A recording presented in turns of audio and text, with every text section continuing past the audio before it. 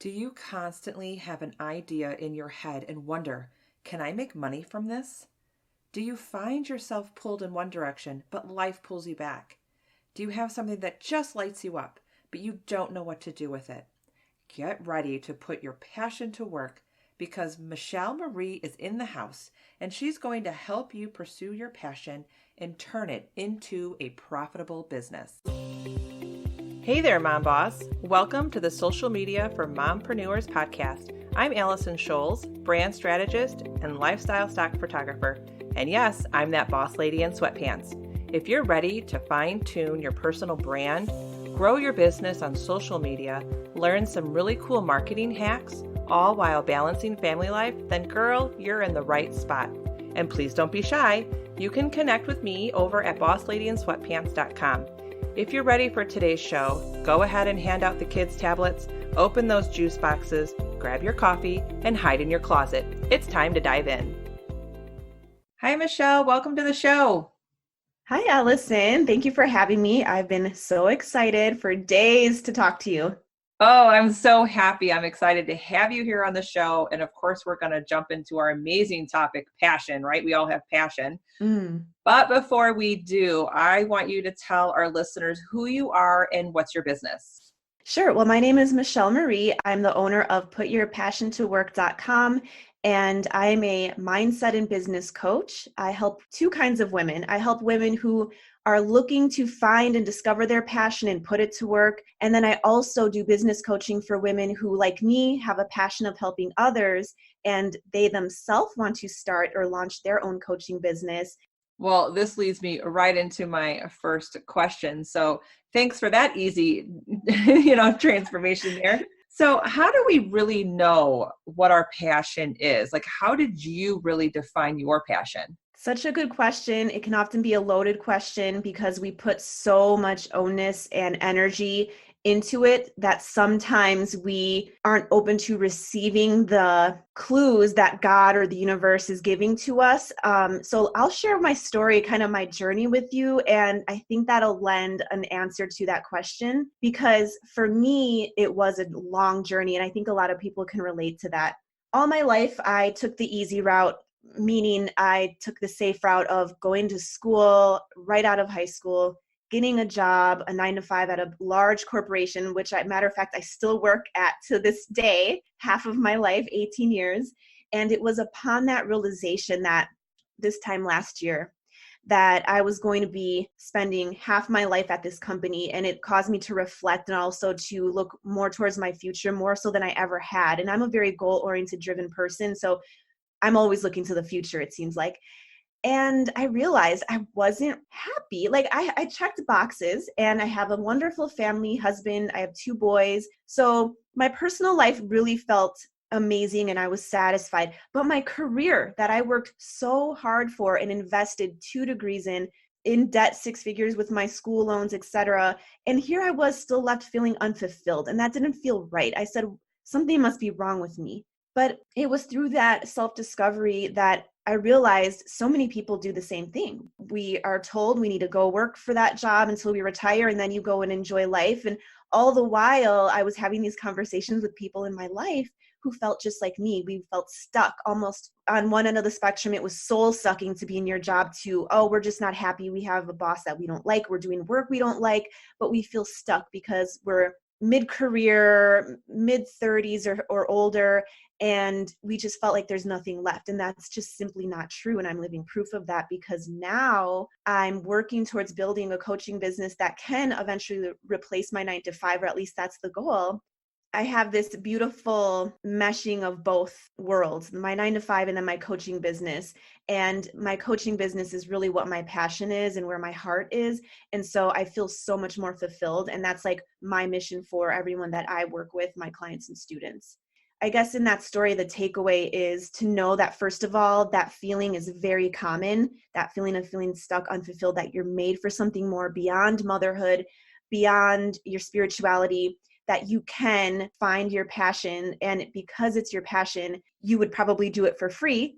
And you can have this monetization because we're in this beautiful online space in this day and age where we can go global. We can meet anyone like how we've met and connected and really monetize our passion. And so that's really the ultimate like pinnacle or purpose when you look at a scale of passion, is that you want to be at that top of that triangle living out your purpose. And that's what I help people achieve.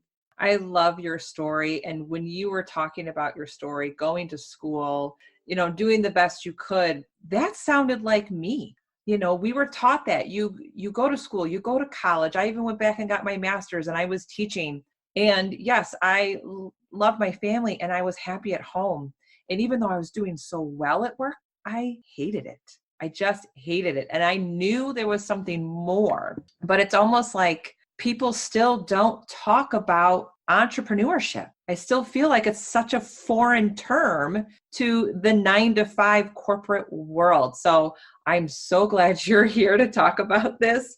What steps can a busy mom take to zone in on her passion or her zone of genius? So far, that's been my life's work and mission, is to develop a scale or something tangible that we can measure our passion against. And that sounds kind of silly. It's like a scientific approach or trying to put some tangible thing around this energy, because that's all passion is energy. And I tell my clients that they are like a vehicle. Picture yourself as a vehicle, and the passion is the gasoline for the vehicle. And we can't always operate at a level 10 passion, right? If that happens, if you're driving your car and you're speeding, what happens? The gas runs out sooner. So we have to manage that energy and that passion. And just because we're not always operating at a level 10, like my coaching business, I'm not always inspired action, super geeked. There's times where it ebbs and flows, and you have to start to say, okay, do I need to stop at a gas station and refuel? And so step one, I would say, is refueling us. I know you have a lot of moms in your audience, Allison, and that right there is busy, hectic, wearing lots of hats. And who comes last in that equation a lot of the time? Let's be real, it's us. Right. And so step one is super easy, and you can do it right now. You can start today. Fill your bucket, fill your vase. I need you guys to identify what lights you up, what gives you energy, what refuels you. And if you're an introvert, that might be quiet time, reading a book, watching your favorite Netflix show and not feeling guilty about it, especially if you're trying to build a business. And then where does your energy get drained? Because we don't live in a perfect world where we can avoid the things that drain us. Like there's certain things in my 9-to-5 that drain me, and I know this, but then guess what I do? I fill up my bucket with things that energize me, that I love, and that fuels my car. I go to the gas station, refuel, so that I can put my energy to the thing that I love, which is coaching, obviously my family. But when we're talking business, and especially as coaches, our energy goes to others. And we have to be very mindful of that and manage that. So step one is filling your own bucket, identifying what really lights you up, and putting that into practice, especially as a mom. And that's hard to do. Oh, yeah. We're living proof of that. And that's probably one of my weirdest tips I can give someone who is on this entrepreneurship journey. I'm taking better care of myself now than I ever have before I even started a business. And I'm like, why is that? Well, it's what I just said. I have to manage my energy. I want to show up and be my best. And I've built a beautiful habit now where I'm on the roller coaster, and I'm sure I'll fall off at some point and then I'll get back on. And it's important to know that and really lead with your intuition, and definitely go to step two, which I'll share with you in a second too, is after you're filling your bucket and you feel good and fulfilled, now you can explore what you want to be when you grow up. And we're all grown-ups, and that's still a valid question, by the way. That's awesome. And, I love how you said that you take care of yourself more now than you did, because I was the same way, where as simple as taking care of myself, because I love to exercise. But before, I'd be like, oh no, I have to take care of the kids and the house and dinner. I'll exercise at night. Well, guess what? Do you think I ever did it? Mm-hmm. because I had no energy left. So now it's a priority. It's the first thing I do is I exercise and I take care of myself first. And then I have such better energy for the rest of the day. And, I can serve my family, serve my business. So I love that you said that. Yeah, and it's been a really big lesson for me because when I first started the business, I was like you, manage the kids, manage the 9 to 5, manage the dinner, the laundry. I was still doing all the things at home. And then when the boys went to bed, I told people I've literally built my business after bedtime. So that didn't leave much room for my number one thing that I also love to do, like you, is exercise. I would put that last. I started gaining weight. I was tired. I was feeling like, well, Oprah wakes up at 5 in the morning. I should wake up at 5 in the morning in order to be successful. And I just, again, had to end up listening to my own intuition and really putting myself first. So yeah, that's definitely the first things that our ladies need to do is take care of themselves, fill up their bucket, do the thing, move your body, get those energy reserves up, and then ask yourself a couple of these questions that I'll post to the group. And the rest of these questions are all in my ultimate guide to pursuing your passion, and I'll share that with your group too. Oh, awesome. So what breakthroughs have you had since becoming an entrepreneur? I would say, besides the self-care aspect, is listening to my own intuition, listening to my gut. There's a lot of noise out there. One of our mentors talks about this in her podcast actually yesterday, and I was like, preach. Stephanie Me Gass, too. the Mompreneur Mastermind, will shout her out. And that's how we connected, by the way. But there's a lot of noise. And if you're not confident and listening to your own intuition about where you think you should go, you're going to be all over the place. And I'm living proof of that. I was like, well, I see this person who's successful and she has an online course and membership. So that's what I need to do.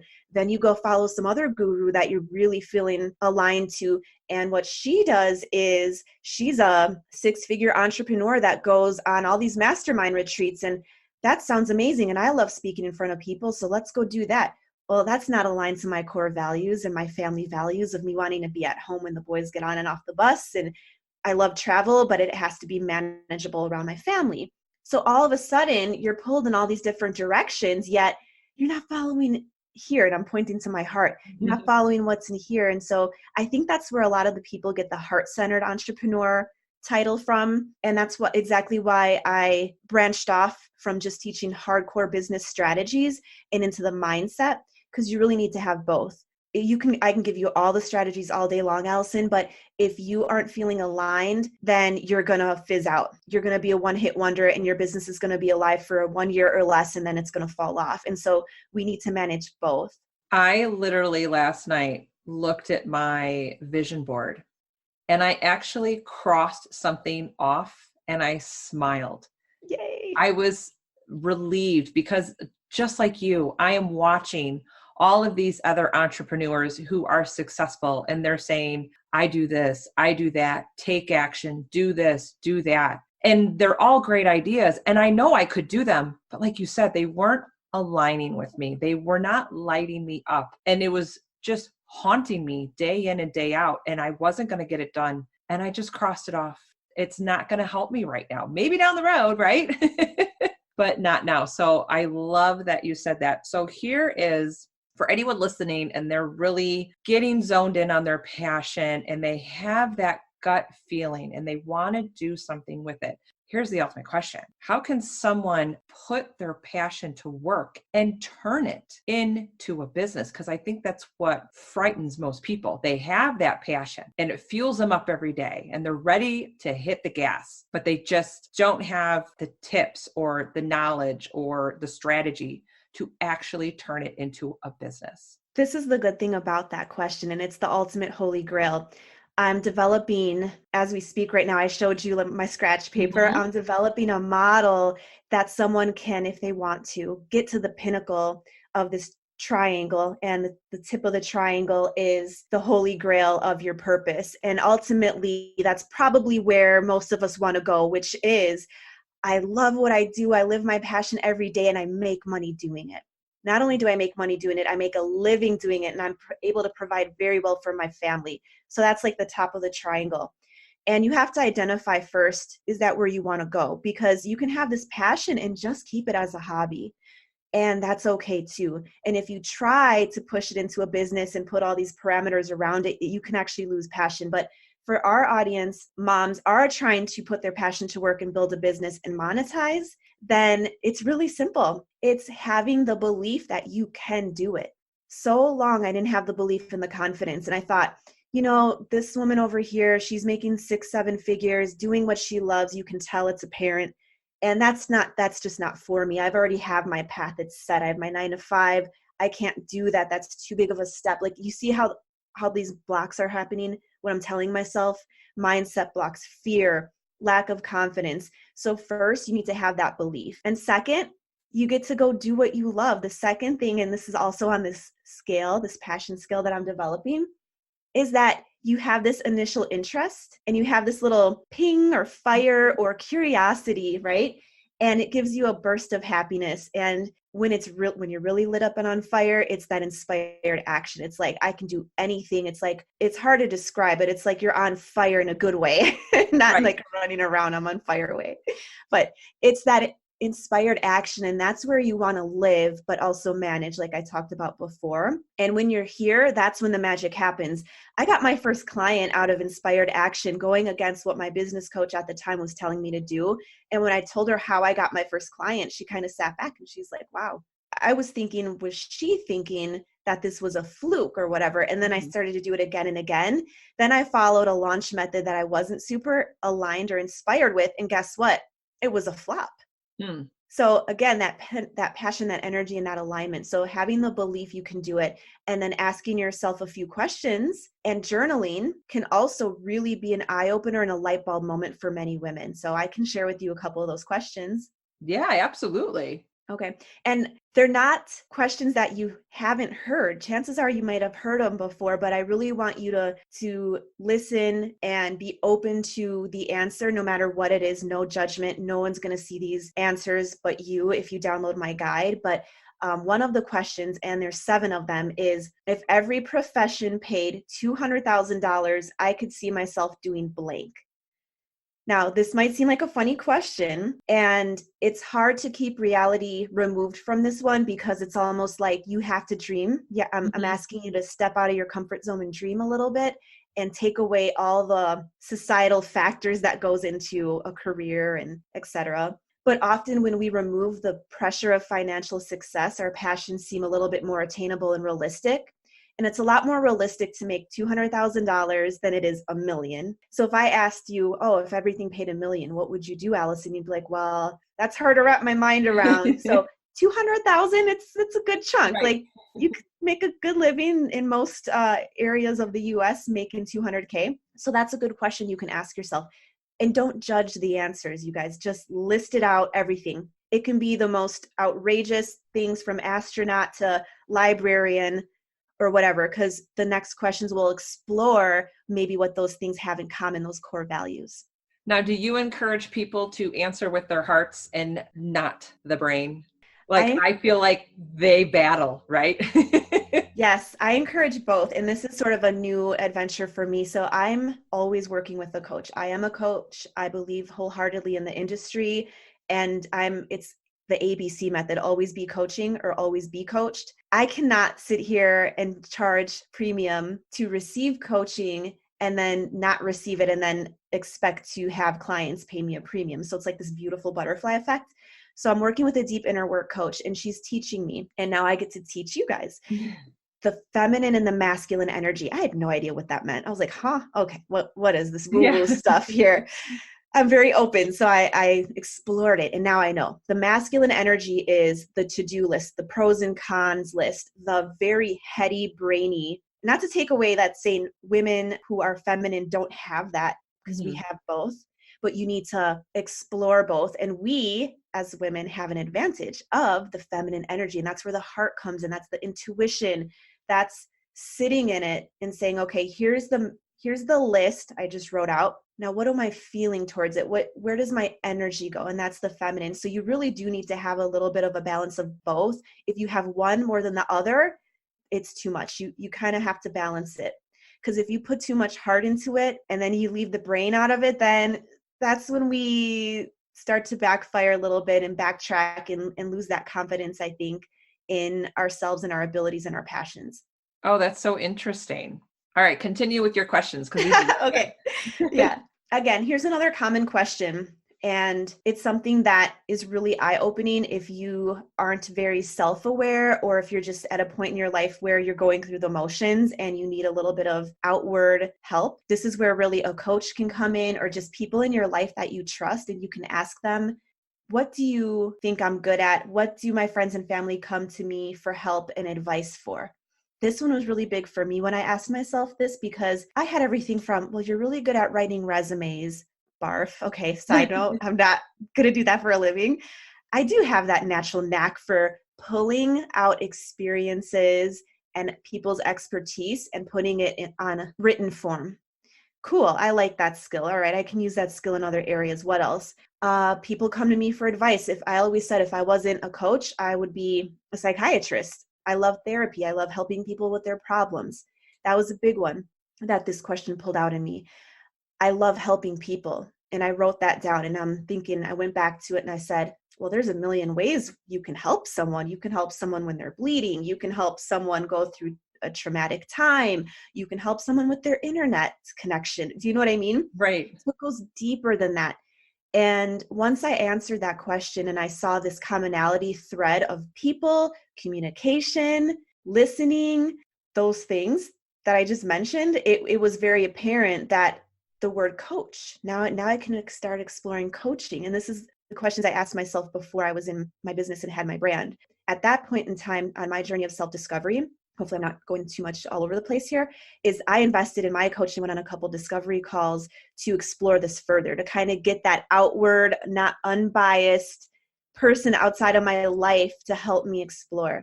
And I think what you said is so profound, because a lot of us moms who multitask and we want to get things done, right? You can't just jump in and go, oh, well, this is my passion. You have to take the time to go through that discovery period. And for myself, I did the same thing, Michelle. I invested in a coach over a year ago, and it took me maybe a good 6 weeks to really sit down, and she asked similar questions and writing it down. And I even went through an exercise of going through 90 days of all my spending receipts, and I had to categorize them to Wow. see where I spent most money that made me happy, and what was it spent on, and what can I pull out of there of where my passion is. And it, and for me, it was all like the creative stuff. And it was kind of an Sure. eye opener, like, well, I'm spending a lot of money on like creative things or apps or something. So maybe that creativity needs to come out of me more. So it's so true to spend so much more time in that discovery period. And if you need to spend more time in it, then spend more time in it. Yeah, and it's hard to manage that. It's hard. I can't sit there and work with someone on day one and say, in 90 days, you'll have your passion. It might take longer, it might take Right. less. It's how open you are, how self-aware you are, how much you want to face it, because it might be fearful. Living our exact passion is fearful because that requires change. And as humans, we're hardwired to really not like change, back from our caveman days. The exercise you went through, I think, is great. I think it's a very masculine exercise to go back. I think if that was an exercise I did, I should be a wine connoisseur because I spend a lot of money on wine. But I think that's great. It's, again, that I think the magic thing you just said is being self-aware, starting to actualize and live in your truth that you were put on this earth for a reason. P.S. You can have multiple passions. I have 2 very separate mini brands within my brand, and it's working amazingly well. And I love it, and I'll continue to do that. Another thing that's a great blessing is when you take some time to look outwardly at how others view you and your value that you bring. It's so refreshing and so encouraging, so that if you're doubting your passions and abilities, that's definitely something you want to do, is you want to start exploring, asking others, journaling, kind of, doing these soft skill things that really in the long run will help you get so clear. And then the fun part is we can start to monetize. And that is the fun part. So do you actually offer this exercise of the 7 questions? Do you actually offer that on your website? I do, yes. I'll send you a link, but it's the ultimate guide to pursuing your passion. and it's 7 journal prompts that you can go through. I went through a couple of the questions with you guys already. And at the end of that, there's an invitation to connect with me on social media. If you wanted to explore that further, you can always get in touch with me that way, or, look for a coach, or really go through those questions and see what comes out, and then take the next steps there by going to the business side of my website and kind of getting ideas on how to monetize. That's awesome. So if you were to give a mom who's listening that feels pulled in a million directions, knows that she was put on this earth to do more, what's the number one advice you'd give her? Tangibly clear your calendar. I want you to take off something on your plate. Take it off. Are you volunteering? And you love to volunteer, let's say, but can you take a step back with setting a boundary to say no to something that you need to say no to, but you keep saying yes to? I love that. Say no. And it's okay to say no. And I have been guilty of that. You say yes to everything and everybody because we're moms, and we want that superhero mom feeling, and we want to please everybody. That was amazing advice. It's okay to say no. Yeah. And then here's a bonus. After you say no and you free up, let's say, 1 hour a week of your calendar, I want you to find, I call it the fringe hours. Find those fringe hours of time, those little pockets of time that you can dedicate to yourself and to your passions. Either one, to explore what those are, or after you've identified some, start building that scale that I'm developing, that bottom of the triangle, that initial interested engagement. Spend 1 hour a week reading, researching, nerding out to whatever your passion is. And from there, I believe it will really take off, and you can become fully engaged. And then as you find more fringe hours, you spend more time, you are doing what lights you up, you're saying no to the things that don't light you up. And then it's just this beautiful snowball effect. That's awesome. Michelle, thank you so much for being here today. Thank you for empowering and inspiring the women and the moms out there, because I know there are so many women out there that just have this calling in their heart and they just don't know the next step to take. So thank you for being there for them. And I can't wait to have you again on our show. You're so welcome. This was such a fun conversation. And I hope everyone does one thing that we talked about today. And if they're looking for more help, just reach out. Thanks, Michelle. Thank you. Thank you for tuning in today. If you loved today's episode and walked away with value, then please head over to iTunes, social media for mompreneurs, and leave a review and subscribe to the channel. This would make my day. And don't forget to connect with me on Instagram at Allison Scholes, or grab some freebies over at bossladyandsweatpants.com. Take care. I'll see you next time.